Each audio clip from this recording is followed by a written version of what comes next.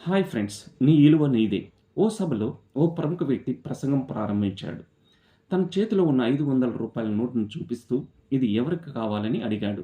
అందరూ చేతులు పైకి వెత్తి నాకు కావాలన్నారు ముక్తకంఠంతో.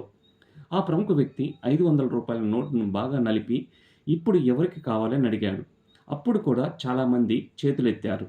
ఈసారి ఆ నోటు నేల మీద విసిరేశాడు. కాలిబుడ్తో నలిపేశాడు. నలిగి బాగా మట్టి కొట్టుకున్న నోటును చూపించి ఎవరికి కావాలని అడిగాడు. ఇప్పుడు కొంతమంది చేతులెత్తారు.